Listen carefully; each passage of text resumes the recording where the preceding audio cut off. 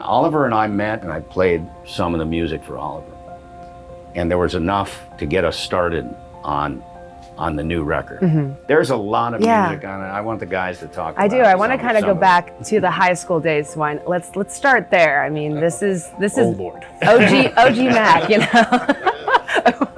I'm not responsible for anything we did at that age. I just want to say we're all mature now. That's what we all say. Yeah, once I played with Mac, I was like, I never want to play with another drummer in my life.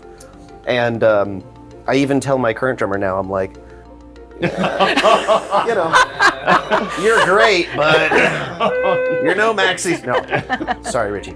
His heart and his humility shone through, shone through. It shined. Show. Back on planet Earth. Hello and welcome to GSF Podcast, sponsored by the Gary Sinise Foundation's Education and Outreach Initiative, aiming to educate the public on the importance of serving America's veterans, first responders, and their families.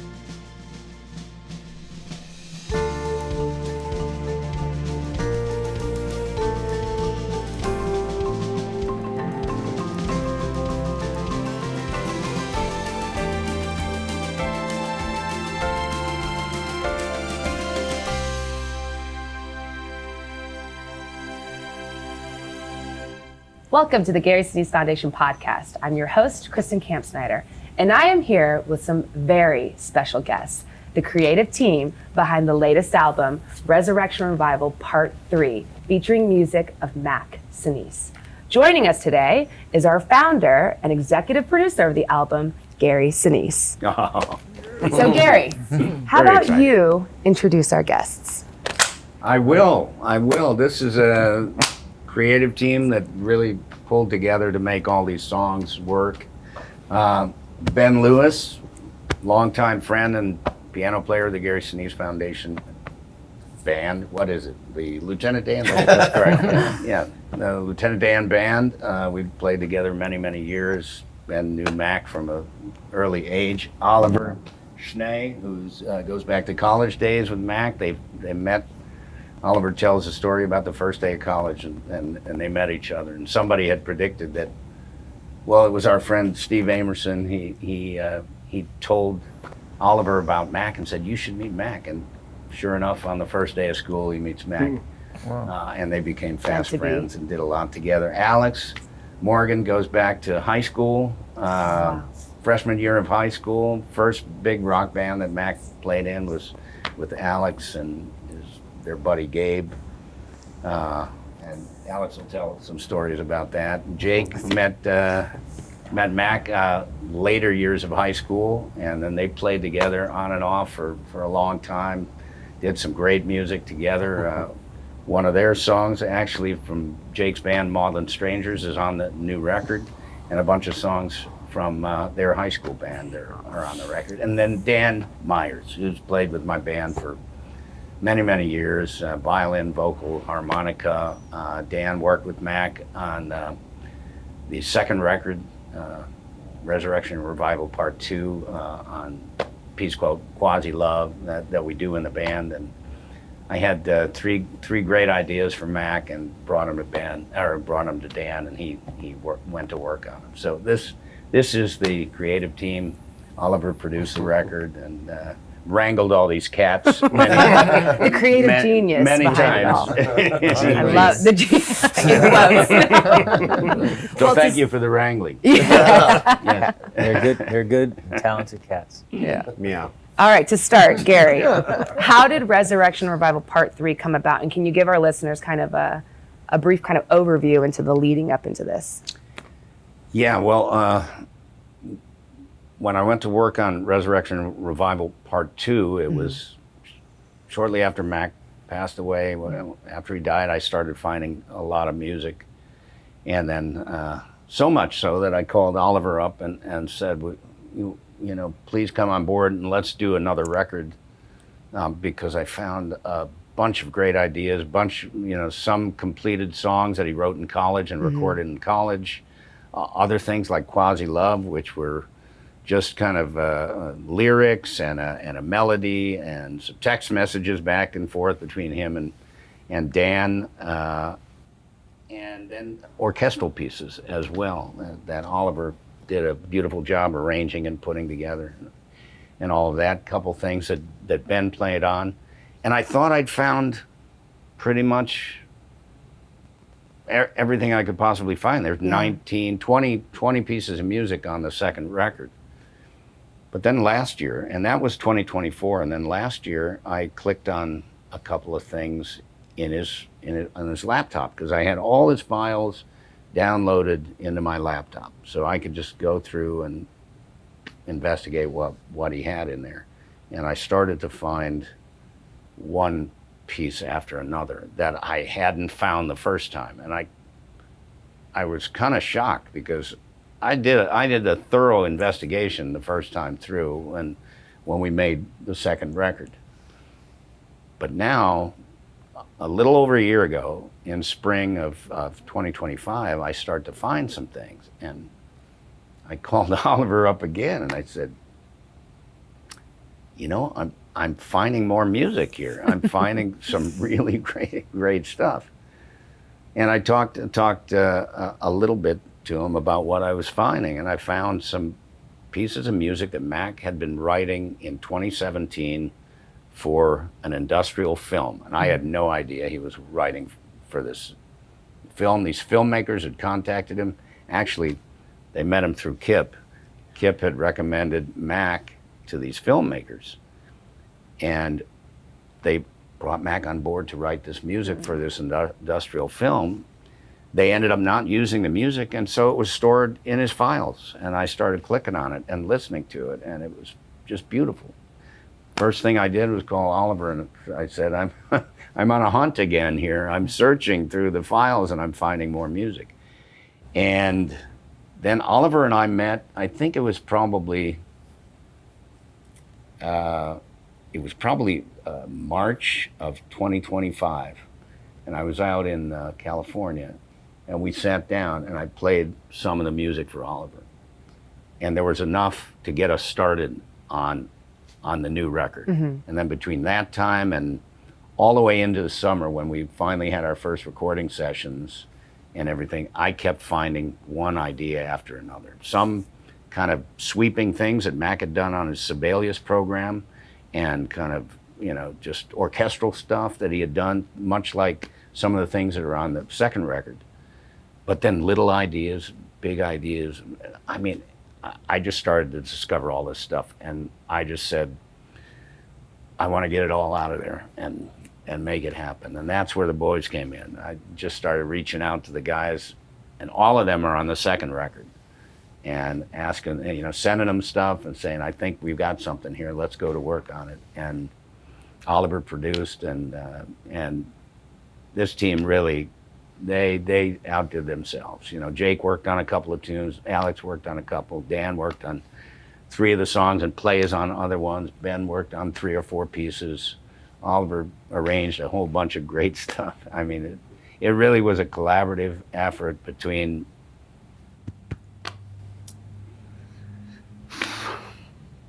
Mac and his buddies. Yeah.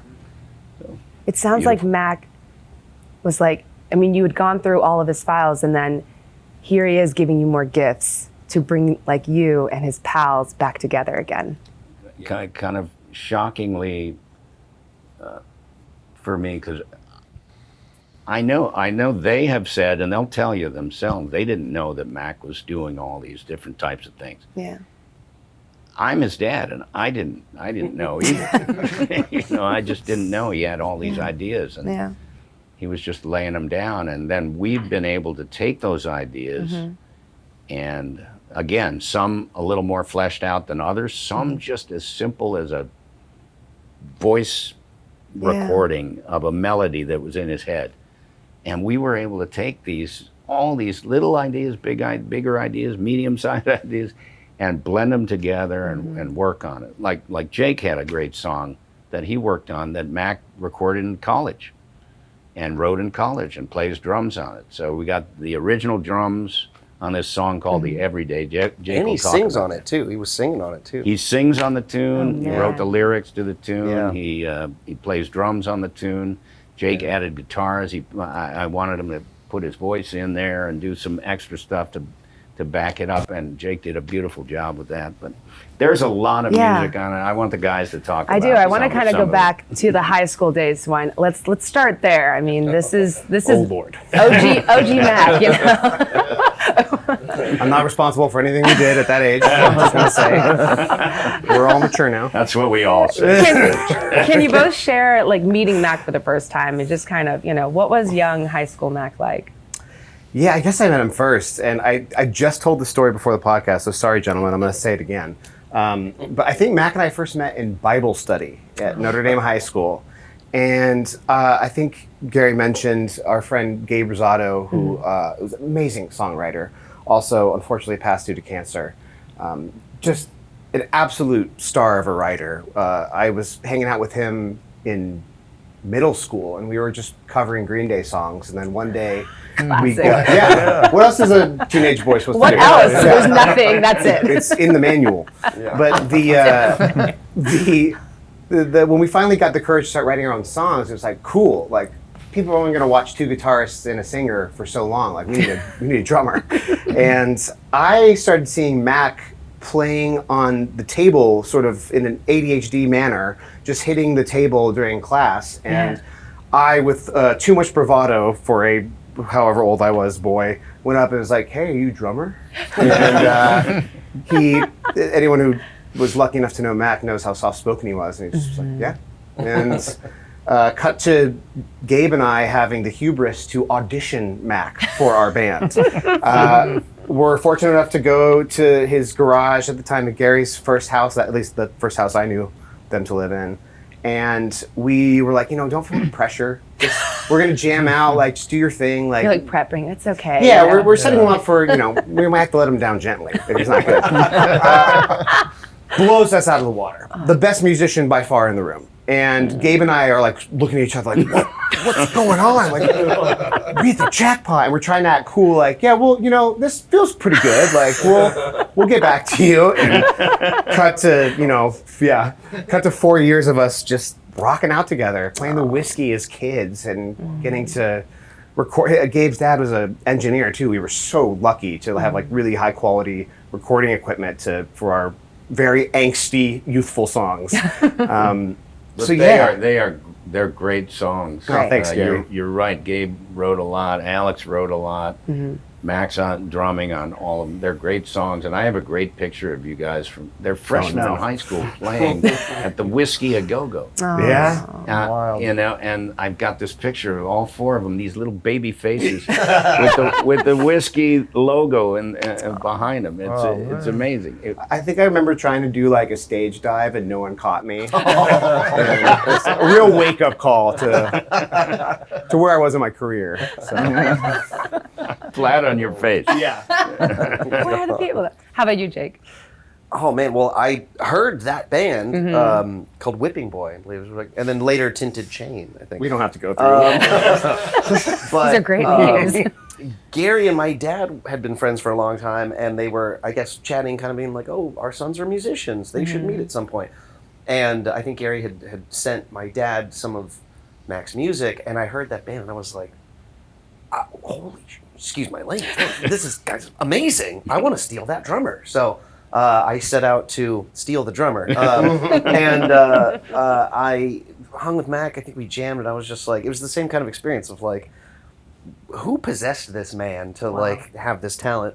It was really frustrating because he was so good, and you're like, be a little worse. And I had known these musicians that didn't know each other, so I wanted to put this band together that had strangers in the title because it was like kind of fun to bring this little like mini high school super group together. And once I played with Mac, I was like, I never want to play with another drummer in my life. And I even tell my current drummer now, I'm like, yeah, you're great, but you're no Mac Sinise. No, sorry, Richie. So Mac was one of those people that like, he was so talented, so effortless, so incredible, but also like he was so much more than a drummer too, and he knew that as well. And finally, years into playing, he was just kind of like, I feel like I want to do other things. I remember we were sitting on a fishing boat. I lived at this little lake in Agora Hills, California. We were sitting on the fishing boat, and he's like, yeah, I'm kind of thinking like, I want to go compose and I want to do other stuff. And I was like, dude, you got to go do it. I'm so happy I got to play with you up to this point. If you want to play again, I'm still here. But then he left and just composed for film. He, there's these memos that were played last night of him playing piano.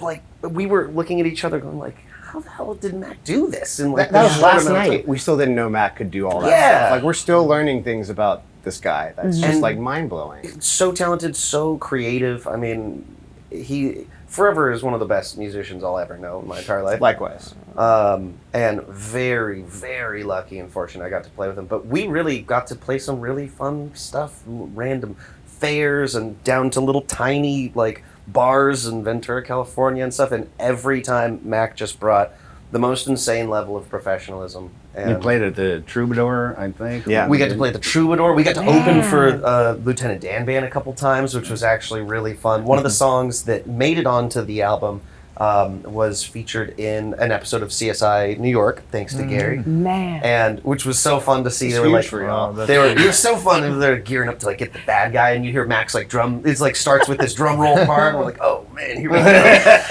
And it was just so much fun. And opening for you guys was like incredible. We got to do a CSI rap party on the CBS Ratford Studios, and I remember that was the first time with the band looking out over just like a sea of people, and I'm like, we don't deserve to be here.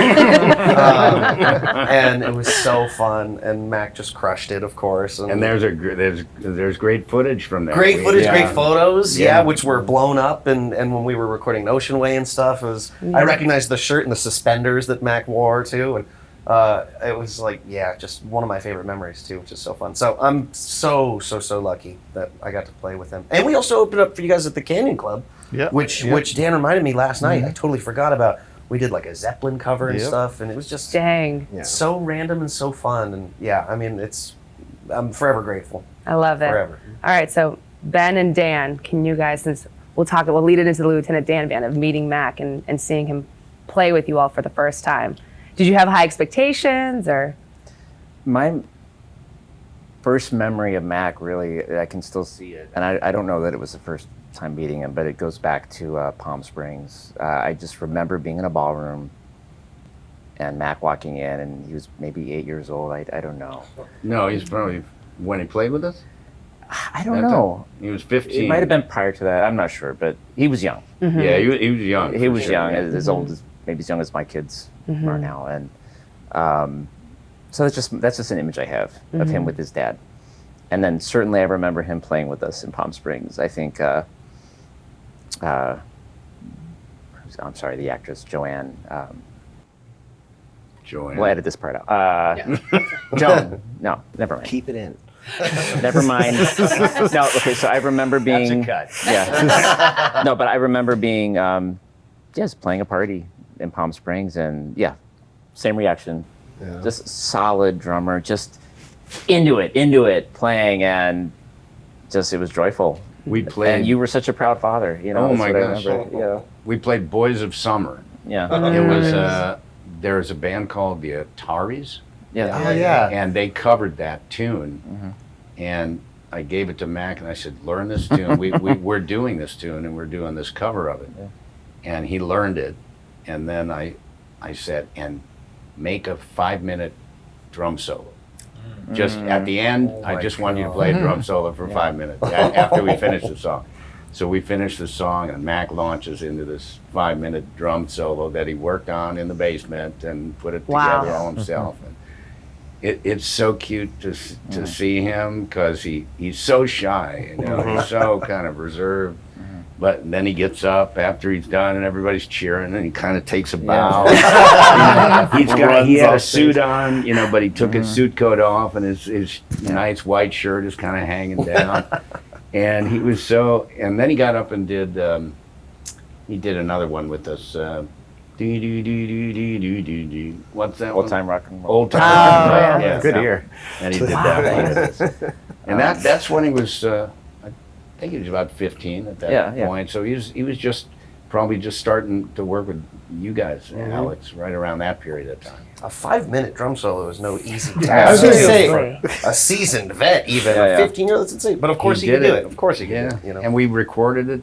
Danny Gottlieb was off to the side with a video camera, and he recorded Mac, and I found an audio recording of that before I found the video recording, just in the files. Mac had saved this audio recording of him doing the drum solo. Wow. He had it all this time. Wow. Pretty neat. That's for the fourth album. Over the years, Joseph, anytime, and he would play the entire show. I loved when he was on the gig. Yeah. Because love you, Danny Gottlieb, but it felt different. It was Mac, and Mac had his own sound, his own feel, and just brought a different energy to the show. I love that. Yeah. I love that. Yeah, he would be, if Danny couldn't do a show with us, then I'd ask Mac to do it. And, he played at Camp Pendleton. He played at in Arkansas at Little Rock Air Force Base with us. And, Wow. Played from time to time, different gigs. You nail it. That's incredible. Danny's got big shoes to fill in a Yeah. way, And so, and I mean, Matt, he I don't want to. I don't want to not. Danny was a tremendous mentor with Dan. Danny and Beth have been. They met Mac when he was like about the time that Alex met Mac, and Mac went to a drum camp with them in the summer. It was like a summer drum camp, I think, between freshman and sophomore year, right around there. And they had 100 drummers, and Beth was running the camp. And 100 drummers all drumming. you can imagine. And at one point, Beth and her son Scotty, she featured Mac and Scotty doing solos, and then backed up by 85 other drummers, whatever, kind of supporting them and everything. It was really cool, and I went and saw that. And so they both Danny and Beth have been great mentors to Mac, along with so many other. Yeah. All right, Dan, how about you? Well, I joined the band in 2009, so way after Ben had been, in the group, and the group had been running, for several years. And I was just trying to get my footing at first for the first 6 or 7 shows. It's a lot thrown at you, a lot of different changes, a lot of thousands tunes in the set list, and just trying to feel comfortable. And I knew Gary from things, but I'm just kind of new to the band, and nobody warned me. They just Mac came to the gig, and I met him. I was like, oh, this is meeting Mac. This is Gary's son. This is great, awesome. And then all of a sudden, he's back behind the kit, and we're counting off "Soul" with a capital S. Is Tower of Power tune. There's a child thinking no. This, and there's the and he's just snapping into the groove, and I'm like, what? Who is this? Oh my God! Yeah, I was totally shocked. Nobody warned me.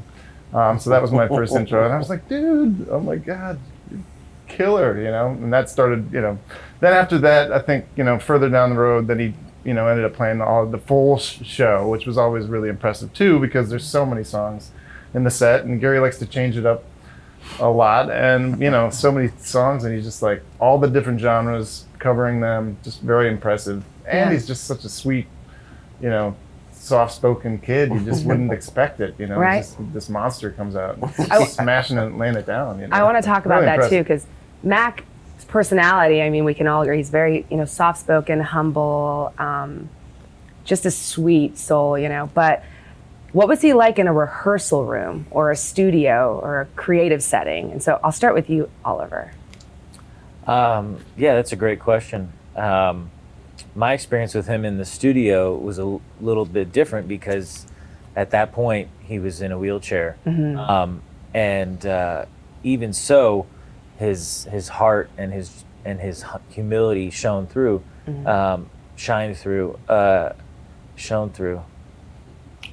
It shined. Show. Back on planet Earth.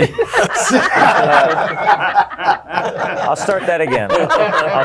Is it shine or shown? He's a musician. Showed? English is not Showed good. or showed through? All right, ask me that Shine question. through, Ask me shine. that question again, please.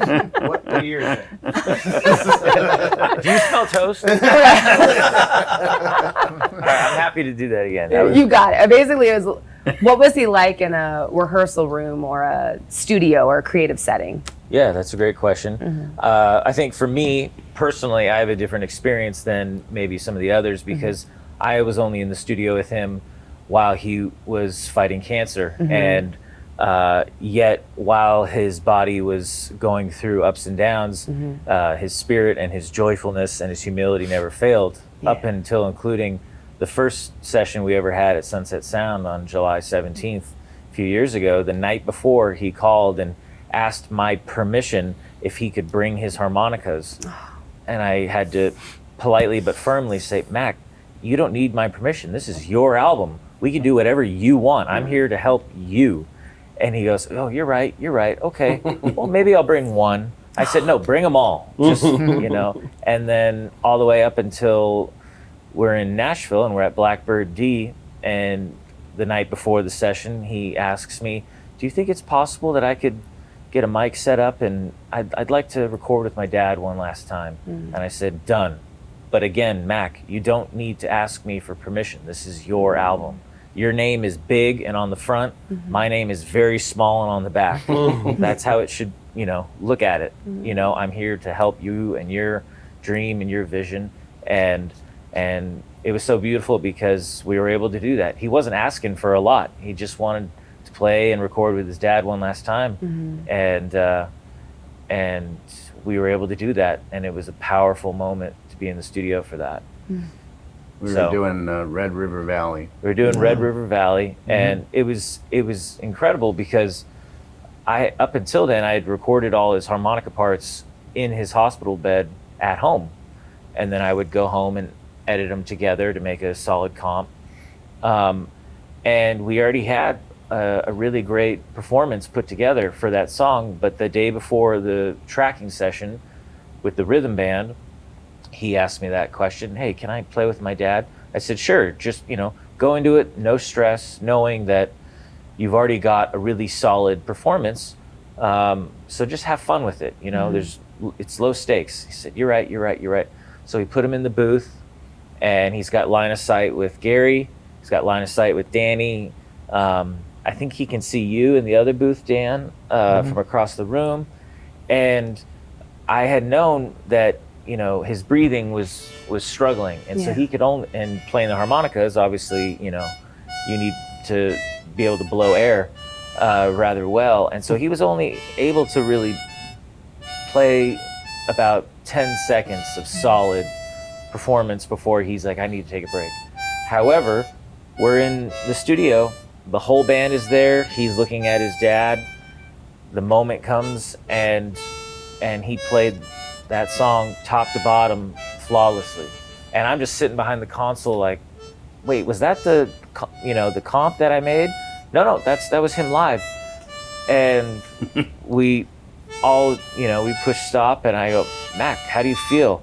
And he's like, can we do another? And he played I think 3 or 4 performances top to bottom, and so whatever you believe in, it was happening in that room, and it was emotional, and it was beautiful, and we got it all on camera. It's all on the YouTube channel, and it was one of the most powerful and memorable and deeply meaningful experiences for me. And I won't speak for you, Gary, but I think, for everyone in that room. So that's how it was to be in the studio with him. He, even though his body might have been going south, he still, when he got into the studio, he had the chart in front of him, and the music was still there, you know? And he'd say, you know, Oliver, bar 64, can we redo this run? Yeah, sure, no problem. Or, hey, you know, I don't like how the woodwinds played this. Can you have them come up a little bit? Sure.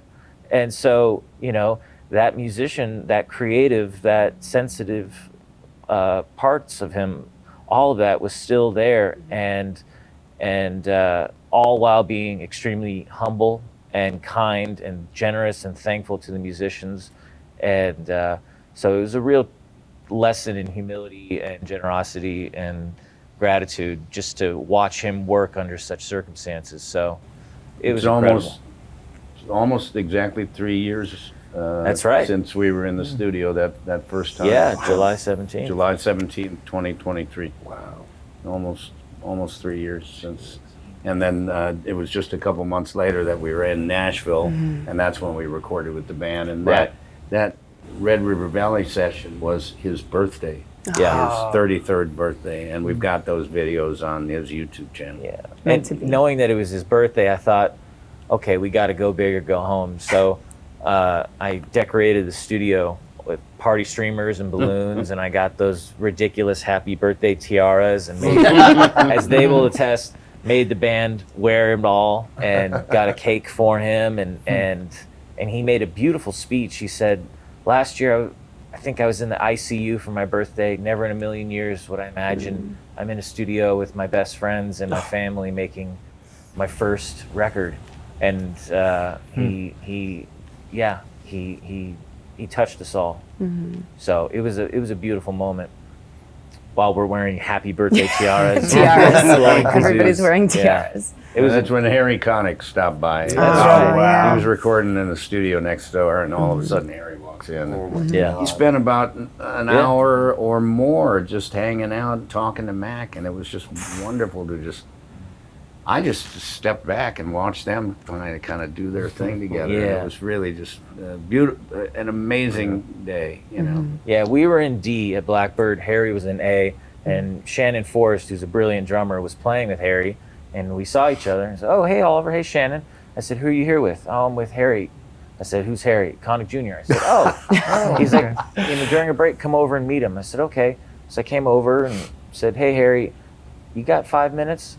And he said, "Yeah, what's up?" I said, "Come to D." And he wound up spending about 45 minutes or up to an hour. And he was so sweet and everything. But I said, "Yeah, but let's play you some of the music."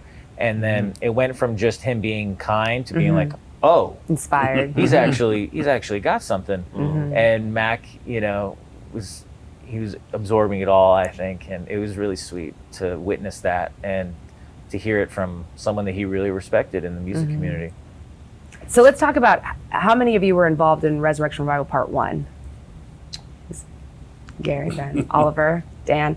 And so then you all continue to help shape songs after his death. Tell us a little bit about what that was like. Yeah, we'll start with some of it with Ben. Yeah, I mean, it was not unusual at that point for Gary to just kind of come with a little piece of paper during sound check or with the band and say, "Look, I found this. Can you record this? I want to know what this sounds like. I want to know what this is." So sometimes I'd break out my laptop and try to do it on stage, or I'd get home and I'd just figure it out, and then I'd get to send it to him just so that he could hear what was in writing, or it would be a voice memo. It would be something. I don't read music. I don't read music, so I couldn't play it myself. It's like looking at a foreign language. I had to give it to Ben or somebody else, and so I would give it to Ben and say, "Please record this so I can hear what it is." Yeah. And I think probably on Part 2, one of the first ones I gave you was a song that Mac wrote called "Sweep Sweepin'," and it's a big band swing tune. And Ben, I'm going to brag on you for a second because I just wanted him to record it so I could hear it on piano, just to hear what it sounds like, what the melody is, and all that stuff. he went one step further, and I had asked him if he would have that ready for sound check so I could hear it. And we were playing somewhere, and I was in the hotel, and I get to the sound check, and Ben says, "You want to hear this?" And the whole band played the song.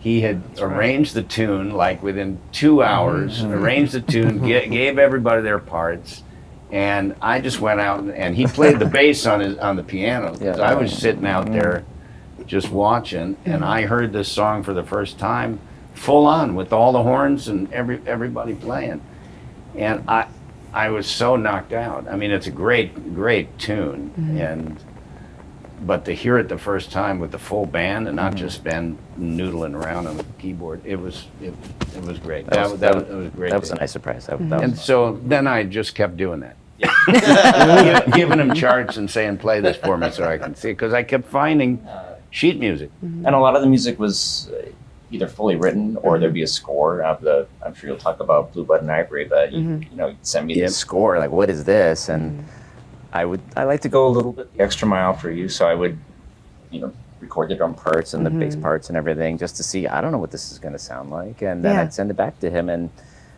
then surprise, it's on the album. And did it ever feel like you were continuing a creative conversation with every him? time? Every time.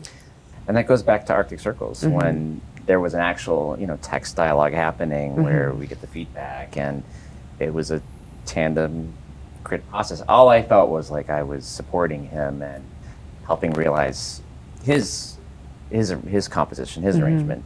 I would maybe make some suggestions here and there, but for the most part, it was just me following what he wanted. Later, when some of these songs would just be a melody, or there'd be no chords, or there would be just 16 bars or something, it became something different where it was giving more of myself, but it was still a conversation. It was still my job to feel his spirit once he passed, and feel what was Mac thinking, what was he feeling, what would he want. And so it never felt like I was just pasting on my jazzy whatever ideas. It was like, what is the spirit of what he wanted, and that never wavered in what the experience of this. Yeah. How about you, Dan? And that started with part 2. Yeah. And then carried into part 3 as well. Same thing. Here's the ideas, guys. What do we think? Let's go to work on it. Yeah. Yeah, I had started, kind of our musical relationship back when I had Mac play with Stolen Silver, and so I had him in the rehearsal process, and we got to really interact at that stage and working on my music. So we, he was just like, he would show up just so prepared and just be so open and creative, and so we had that experience to kind of formulate. And I think Gary called me to work, come out in person to your house, and so I came out and we started the process for Arctic Circles. But then he had the Quasi Love idea, so we got to work on that in person at first, which was kind of together the foundation for that creative process. But then I took it home. We were texting. I was laying down like demos, and I'd play him something, and he'd be like, try it again. And I'd be like, try it again. And with that one in particular, he was imagining something, and I was just like, that one's got to be a rocking, and and he's like, okay, let's hear it. So then, me and my terrible acoustic guitar, which turned into actual guitar playing thanks to these guys. But it was that process through the texting, and and unfortunately, we didn't get to finish that one while he was still here. But that was the process. It was like, how do we? When Gary tasked me with finishing it, it was just like, how do we keep the spirit of this? How do we channel his essence and like what he would like? And so then that was just a matter of finishing it in with that kind of intentionality. But fast forward, now we have these new ideas. I think the biggest thing for me was, having that conversation with you, Gary, about like, give me all the lyrics, right? Because we had, musical phrases and gestures, and like I thought, like, well, how can we, make this even more Mac centric? And that was, Gary's intention as well. So getting, I don't know how many lyrics you had sent over, but it was pages and pages and pages. And so at first I felt like I was got to be sort of a Mac lyrical historian in a way, like, digging through and just seeing, and like I don't know, these guys as lyricists can attest, like the lyric process can be very like humbling. For me personally, like it's a painstaking, arduous process. You have like chicken scratchings at first, and then they develop into a kernel of another idea, and then that may turn into something completely different, and then through the progression you finally get to the core of things. And some of that was in these lyrics. Like you could see him working out these ideas and these phrases, and then finally you'd see and then you would see the revisions, and some stuff was like really obvious, like the small talk lyrics seemed like once it got there, he had just laid it out like this is going to be a song. So that was a song, that to me. But some of the other stuff was a little bit more like, how do we face, but with like Walk Before You Run, for instance, was like, there was chunks of it that just fit almost like exactly with the meter of the, the guitar demo that he sent over. And so, I mean, it took me weeks to see that, like, CSI style, but it was just like all of a sudden it was like, oh, that fits like exactly in where the meter of him, kind of singing over his guitar. Yeah. It just was like, there it is. And I sent that to Gary. I'm like, Gary, this is like exactly what he was singing. Like, and it was like, after like, weeks of like looking at it and, trying to paste, formulate it together. But but Dan had 2 projects that I gave him, and with those 2 projects I gave him a whole bunch of lyrics, and I said, here's just a whole bunch of lyrics. And here's some songs that but there's a whole bunch of lyrics, so let's just take these ideas and we'll put them together, and it'll be Mac's lyrics and stuff like that. So Dan had a whole bunch of lyrics. And one of them was this song called Small Talk. Mm-hmm. So he liked that song so much that he just put it to music.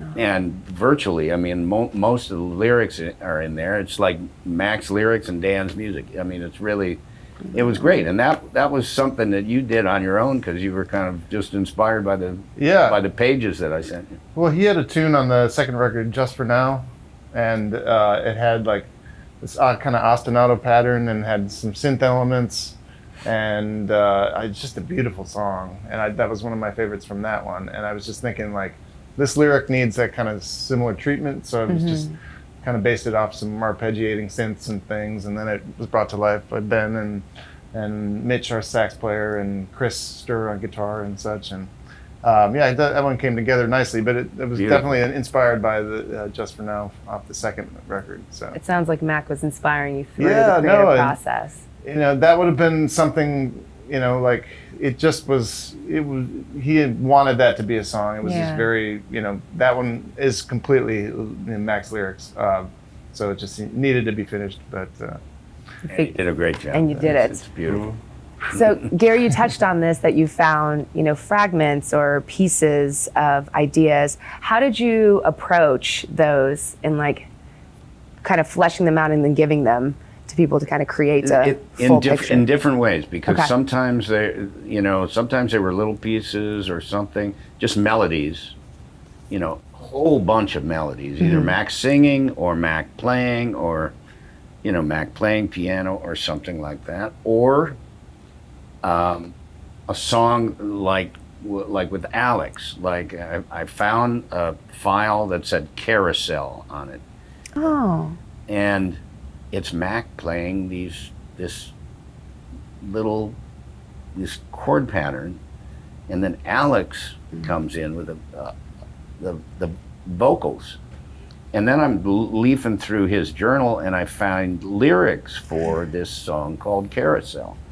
So for that one, there was probably 2.5 minutes worth that Mac had done. They were working on it and never finished it. And it kicks in with some really cool drums and the beat and everything like that. So that one was like, okay, I call Alex right away and say, okay, what was this? What were you doing here? You want to go to work on and finish this tune? Alex was on board right away. Very much did. And it's you did a superb job. Thanks, in Gary. A lot of people last night. We had a great listening party in here last night for friends and family and everything, and played about 14 tunes. Something from each of the guys here.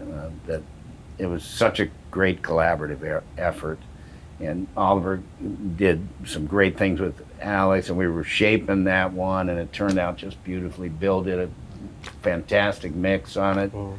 And it's a beautiful song. So you got something like that was 2.5 minutes worth, and had been started by two buddies that just never got finished, to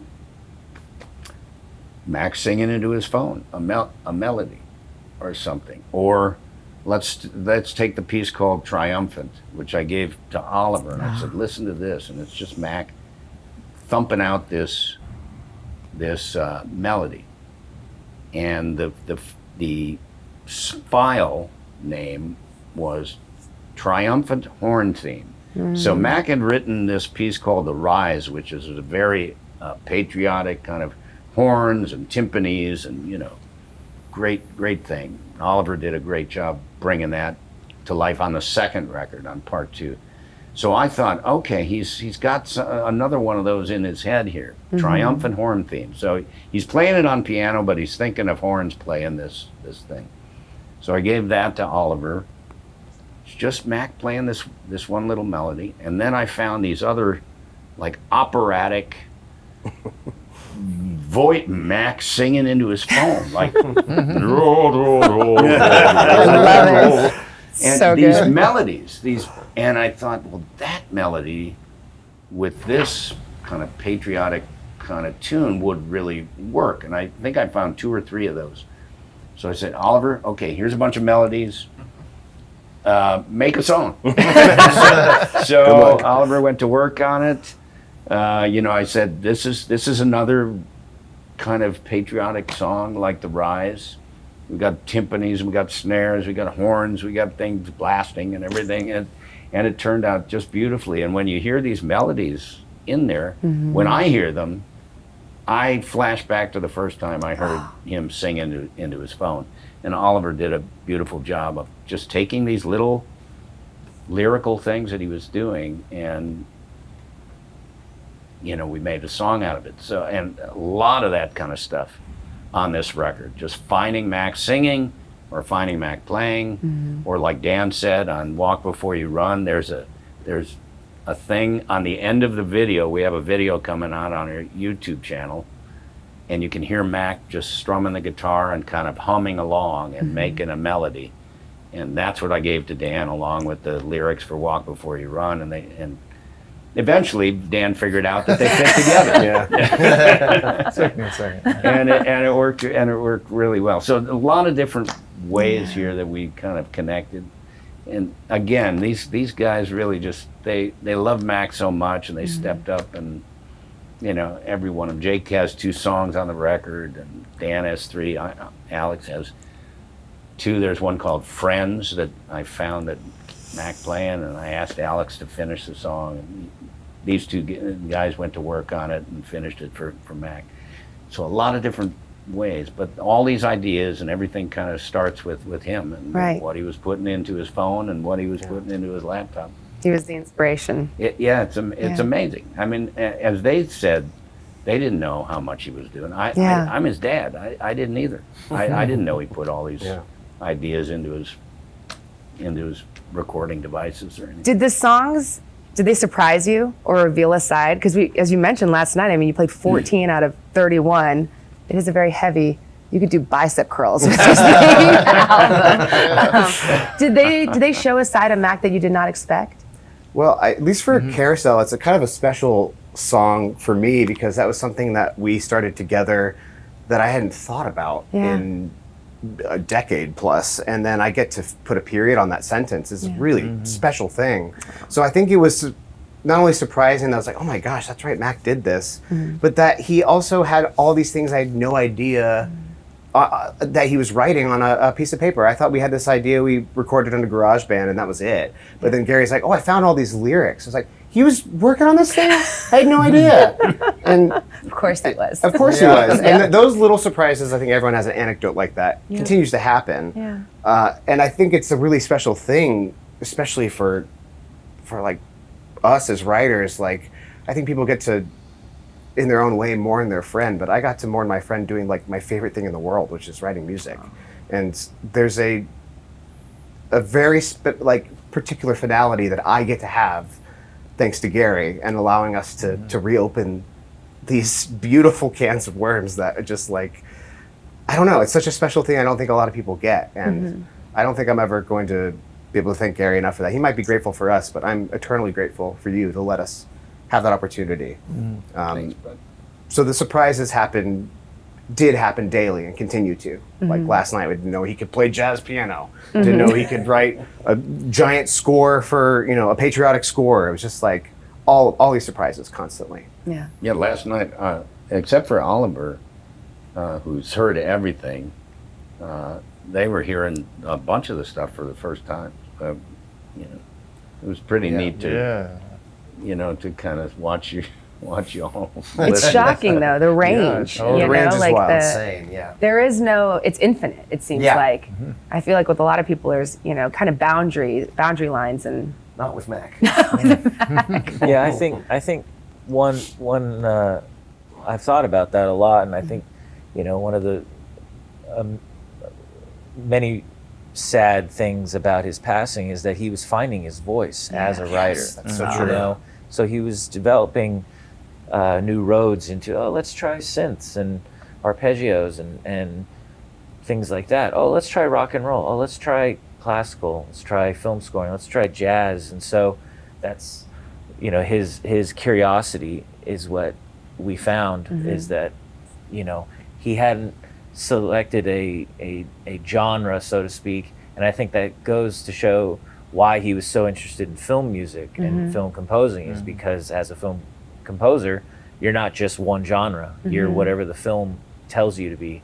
And so hearing all the different music and working on all the different music really reminded me and reinstated just how much he loved film scoring and the abilities and freedom that it gives a writer. You're not just a jazz musician, pop musician, rock and roll musician. And so, and he loved them all clearly because, look at this album. Yeah. 3 discs. He seemed to have like a fearlessness. Like he could go, and I would think it would be a little bit if you aren't really a master at some sort of specialty, or some kind of genre, to be able to branch out into something that seems so foreign. Yeah. And he just... I believe you have to have a lack of ego and the ability to fail and look silly and sound silly in order to try new ground and reach new ground and try new styles. And that's what he did, He was, hey, we're going to try this hat on today. Oh, okay, cool. Now we're going to try on this other hat. And you all are going to wear hats. Yeah. Where I think a lot of people would be fearful, I would be fearful about that process. Mac just found a curiosity that met his taste constantly. And his taste was really eclectic. I think a lot of people, you can go on a date and be like, what music do you listen to? And they go, oh, I listen to everything. And it's like, do you really? But like Mac really listened to everything. Everything. He loved music of all types. And I think that curiosity pushed over any fear he might have, which is inspiring constantly. Yeah, that's well said. Yeah. Is there a track that you're especially excited for people to hear? You're asking me? I'm going to ask you first. Yeah, Gary. Well, all 31. And I think there's even two more that when we put it on download that we couldn't fit onto the record. So we're adding a few. I think one college composition when he was just learning how to like put instruments together and all that. And he started writing in college. There's actually one piece where Mac was learning how to arrange music for an orchestral music. And he's in class, I don't know what class this would have been, Oliver, composition class or something like that. But he arranged a song from the musical Camelot. And there's a song, If Ever I Would Leave You. It's a beautiful song. Gorgeous song. And for a class project, it was like, okay, do an arrangement of this with strings and whatnot. And I found this recording of Mac's, class project of If Ever I Would Leave You. And we decided to put that on the record. Just to hear him beginning to start, he's moving away from just being a drummer into somebody who's studying music and trying to learn how to write for violins and cellos and everything else. And it's beautiful. There's a lot. So there's a lot on the record. On 31, it's hard to pick. I love all their work. I guess, putting you on the spot do. to pick one of them, yeah. How about you all? Do you have a favorite? Is it the one you worked on? Or? I like Jake's song. Jake's song? Yeah. What's the... My experience with the two songs were so vastly different and so interesting and really fun, because one of the ones that Gary had sent me it was called The Everyday, and it was Mac drumming and it was Mac singing. And Gary had originally been like, you don't have to use Mac's vocals, toss your vocals on there. And I was like, I'm going to use Mac's vocals. No, I just wanted you to add in there? I would never say don't use it. He said, please take Mac's vocals out of it. Yeah, let's get rid of all Mac's there were some little notes of Mac's that were, he was not, he was, again, going back to the fearlessness, he was trying to sing and do all this kind of stuff too. So, that was the thing, Jake. It was the early days of Mac. It was just trying to become a singer, because Jake is a great singer. Oh, yeah. And when Mac joined Jake's band, he was the drummer. Yeah. And then he's I think you inspired him. vocals in there as well. And Alex was a singer in their band. So Yeah. Phenomenal, I both think of he you. envied you But guys Mac's being able to sing. vocals were awesome too on that track, and there was a couple notes here and there that maybe wasn't quite hitting, but Wow. with Judgmental. Sorry. Jeez. But no, because of things like Melodyne, I was, because also this was clearly just a pass that Mac had done that he wasn't intending to be the final thing. Right. So I went through, Melodyne could fix some of those little notes. I kind of got to back them. I think we were talking about the idea of maybe sharing parts and kind of, Yep. but then I think it ended up just being Max and my voice the whole time, which was really fun. I've always loved your voices together too. With all the Moblin stuff, it always blended so well. I loved Max. Mac had a great voice. He did. He was great at everything he did. So annoying. I know. But yeah, so that one was particularly fun because it was And Jake added some great guitar stuff on. Got to add some guitars and play with Mac's drums and everything. It was just so fun to yeah, and that was an older song as well too. That was college. Yeah. Yeah. Wow. So it was that era of Mac when I was hanging with Mac all the time. So it was just fun to again see something that I had never heard that he was doing. In secrecy, he was always just working. His mind was just always on, and that was really fun to get to play with actually Mac's voice, which was really fun because then I felt like I was sitting in the studio with Mac at that point. So that, to me, that one particularly because it's Mac's voice on it the whole time, I love that one. Yeah.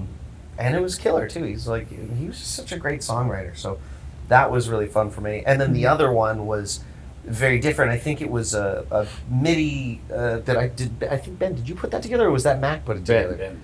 I think there were these charts called Creaking Doors that then Ben had put together a little MIDI, to hear what it sounded like. And it was another thing of kind of just go.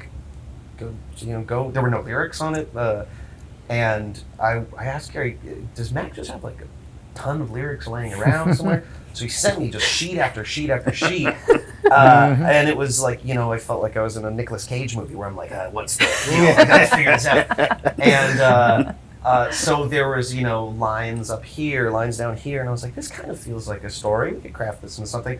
And which was really fun too, because I was like, "What would Mac do? What would he want?" And yeah, I got to just put together a fun story together with Mac, which was really fun. And take some wild, weird choices on the song too. Which Mac turned me on to so much music. He turned me on to Arctic Monkeys, one of my favorite bands of all time. I mean, he really influenced my taste a lot. So it was fun to get to put some of those elements back into that song, and that one was really fun too. I love the way that one turned out. And It's called Wrong Direction. Yeah, it was called Creaking Doors, but it wasn't in the lyrics. And then I remember I was nervous to approach Gary, but I'm like, can we retitle it maybe? I feel like, because he had this line on this paper that was, I think I might be slipping in the wrong direction, which was very profound to me given Mac's situation. And it felt important that was in there too, because Mac, to me, up till the very end, Alex and I saw him actually a few days before you guys moved out to Nashville. And also, I didn't know he was moving out to Nashville until I was sitting in the room with him. Oh, wow. And my dog was passing away at the time, and I was fearful I wasn't going to get to go see Mac. And my girlfriend at the time, I was like, "You have to watch the dog. I got to go see my buddy Mac." I'm so glad I did. But the thing I noticed is that fearlessness was there the whole time, even in the face of like the worst possible situation he could be in. He was still laughing, he was still making jokes. And the thing I always say I take away from Mac is fearlessness. It's like it inspires me to be less afraid of things, because it didn't matter what the situation was, he always found a way to look at the positive and to find joy. And that, to me, is what like astounded me more than anything, because I don't feel I would have been able to behave the same way. And so after that, I'm like, I'm going to take that I'm going to be inspired by Mac's strength forever with that. And that's something I'll just never forget, and take forward. So Absolutely. Fearless, I think, is really the biggest part of Mac Sinise in my book. Forever. Yeah, it's really incredible. To double down on that, I hope I handle anything in my life with a slice of grace that he did, his whole thing, because it, like Jake said, it was just like, he was always smiling, didn't matter how dire anything was. And that's not hyperbole. He was just so centered and confident in who he was as a person, as a spirit. Yep. Just really, really inspiring. And goofy and fun. And so goofy. And I rehearsals with Mac and I too back in the day were so fun, because Chaotic. he was so serious. He was so he wanted to make sure he got the part. Professional. But then he would say the most unhinged, funny joke that would make me laugh for 30 minutes straight. Our rehearsals, we had tears in our eyes, laughing all the time. And I also would bring the most unhinged part out of Mac too, and because he is so reserved, he's so professional and quiet. But then just like when he'd let loose was just like the best ever. So I adore that guy. That's beautiful. All right, I want Dan and Ben. Oliver, you got a favorite? I haven't heard the whole Yeah, I album. know. I've got From 16 extra okay. here. You've I got can't more make to a call. hear. Last night hearing Yeah. John and Drossix. Oh my gosh, Work, Sleepy song. Yeah. Gorgeous. That's a special song, Yeah. really So I can't wait to hear the rest. Mm-hmm. So they're all my favorite. They're all your favorite, yeah. What was the title track to the Industrial? I thought that was. I Public wanted Lands? to tell you that. Yeah, my God. That's the one. That's my favorite. That was amazing. Public Lands. That was Oh incredible. my goodness. Yeah, that's what I was trying to tell you about last night. Yeah, that was Public Lands. Public Lands was an interesting one. Really enjoyed that. We had Mac playing harmonica a little bit. We had him singing a little bit. We had it was a Acoustic. yeah. We had a bunch of very different things, and Gary had asked me, all right, take a stab at combining these things, and it was really satisfying at the end to get the green light of approval from Gary. Yeah.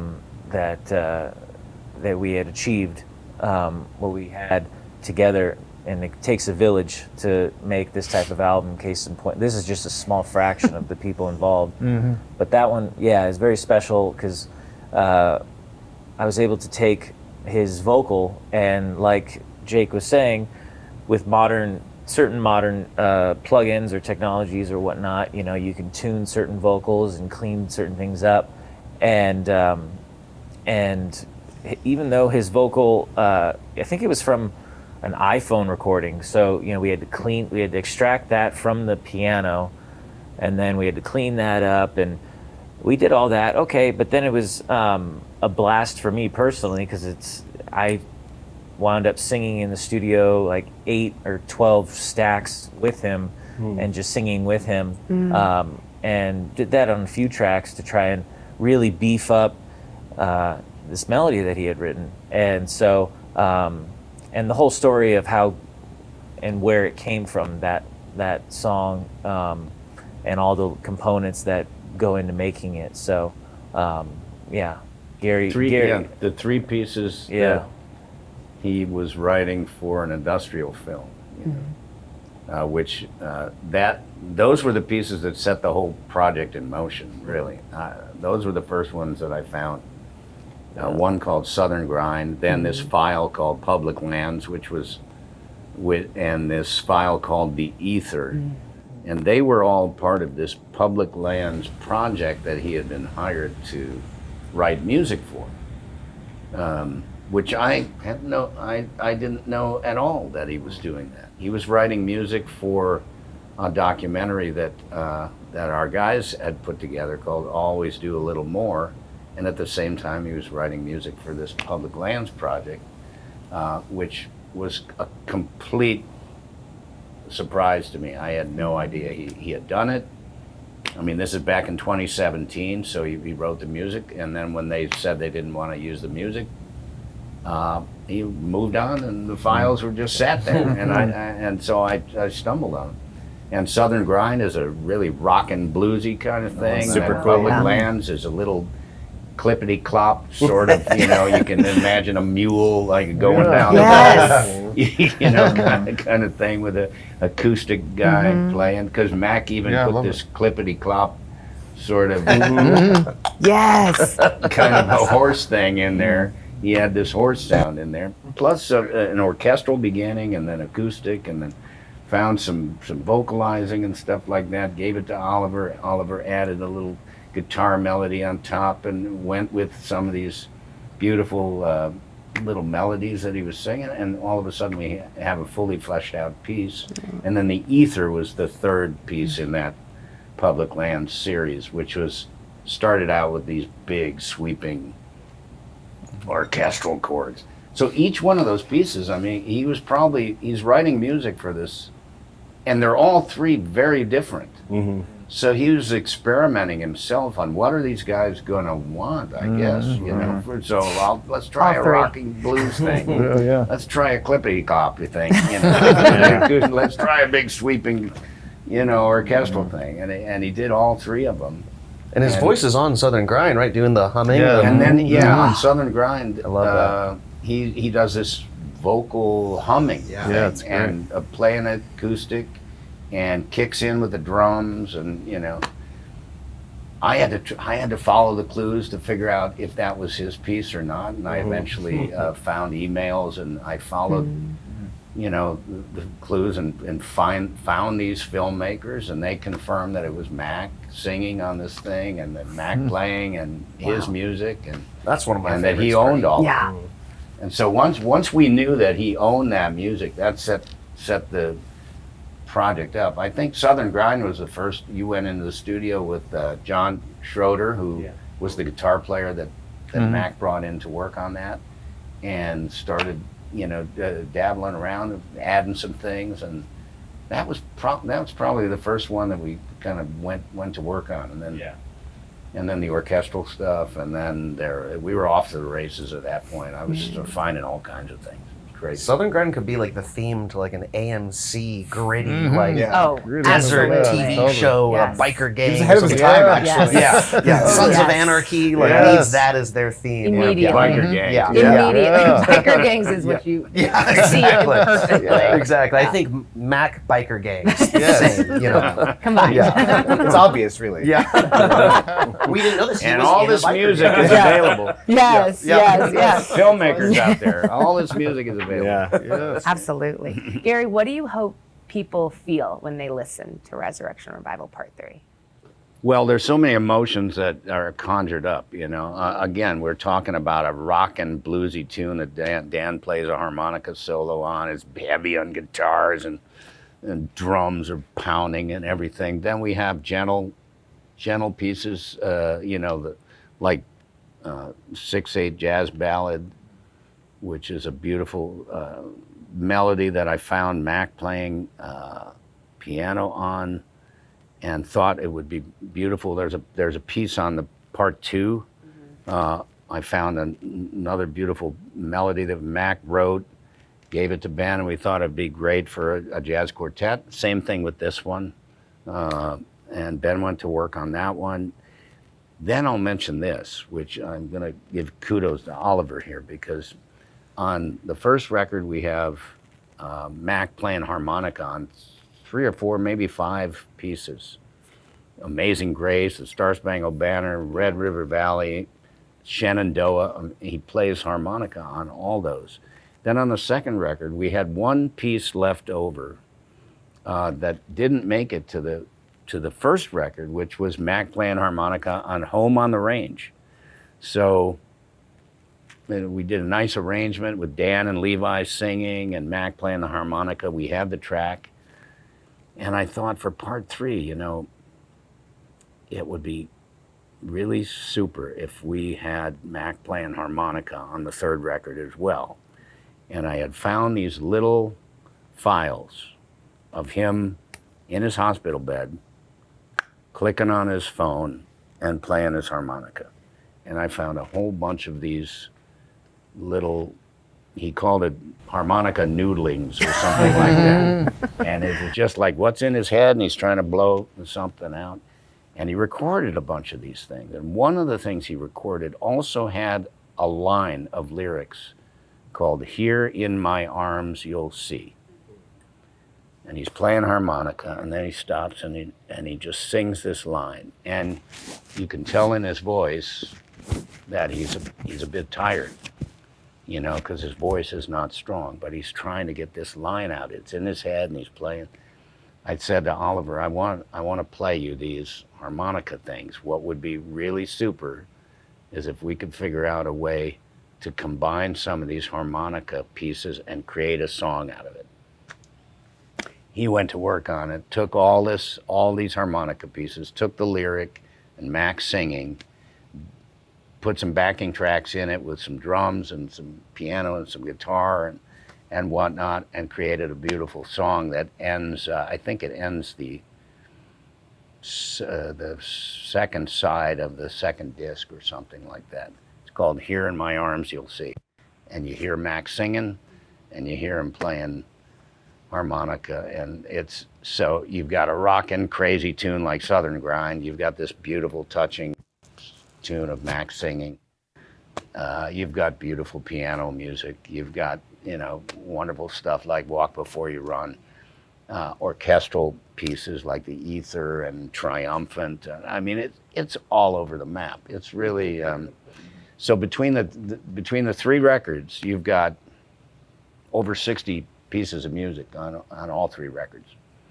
It's hard for me to pick one. I mean, there's just so much variety on the record that I hope people will just enjoy, like putting it on shuffle and letting it play, because you never know where he's going to take you. Yeah. It's a ride. You don't even need to put it on shuffle at that point. Yeah, that's true. Automatically on That's shuffle. true. Yeah. There you go. I mean, the way we set up the sides, though, you've got orchestral stuff, then you've got some of the rock stuff, then you've got some of the piano stuff with orchestra.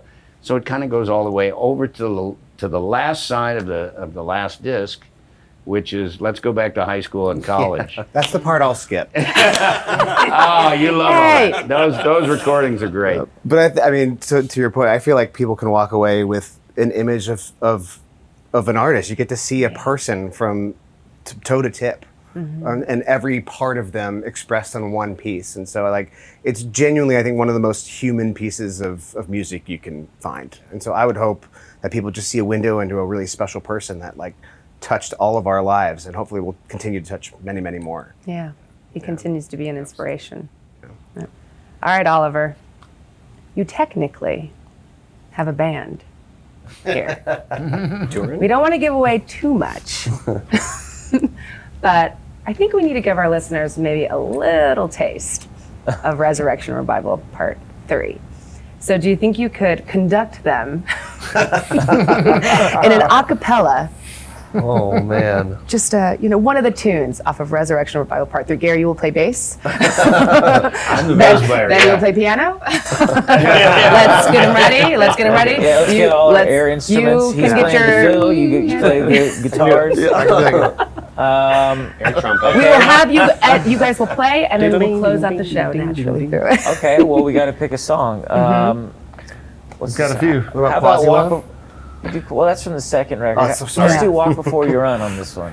Because you co-wrote that and you sing lead, so you sound good on that, and we'll follow you. Put the pressure on you. Okay, there we go. You guys sing that? Yeah, I'm playing bass. You know I never sing. All right, I'll count us in. I'm playing organ too. So. You have to make the noises, so we need to hear Okay, 'em. 1, 2, 1, 2, 3, go. Boom, boom, boom, boom, boom, boom, boom, boom, boom, boom, boom, boom. Yeah.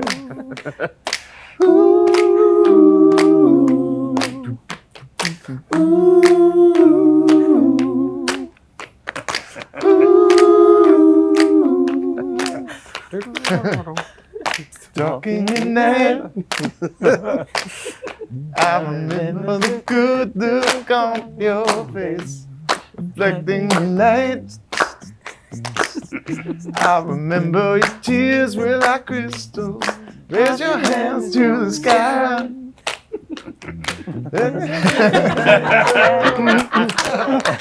How about we do the outro? Walk Just walk before you run. Yeah, come on. Walk before you run. Walk before you run. Walk before All right. you run. Thank you all so much for being here as we celebrate Mac and his music. Resurrection Revival Part 3 is available at GarySiniseFoundation.org, and 100% of the proceeds will go to benefit the mission of the foundation, just as Mac wanted. And as we do with every podcast episode, Mac will close out the show. You've been listening to GSF Podcast, the official podcast of the Gary Sinise Foundation. If you'd like to find out more about what the foundation is up to, or if you'd like to make a donation, please visit GarySiniseFoundation.org. Make sure to tune in next time for more interviews, and thanks for joining us.